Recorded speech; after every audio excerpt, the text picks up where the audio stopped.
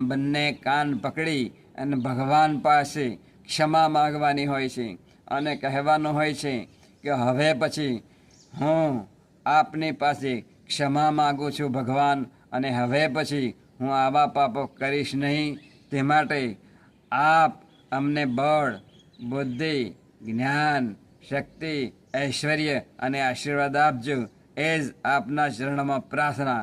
અને હવે હું આપના શરણે થઈ ગયો છું, માટે હવે પછીથી હું આવી કોઈ ગંભીર ભૂલો કે પાપ હું કરીશ નહીં. એ જ આજના શુભ દિને પ્રાર્થના બોલીએ. કૃષ્ણ કનૈયા લાલ કી જય. આવી રીતે જો ભગવાન પાસે ક્ષમા માગવામાં આવે તો થયેલા પાપો એનો આપણે એ દંડ ભોગવવો પડતો નથી અને નરકના દર્શન પણ કરવા પડતા નથી. એ જ આજના શુભ દિને પ્રાર્થના બોલીએ. કૃષ્ણ કનૈયા લાલ કી જય.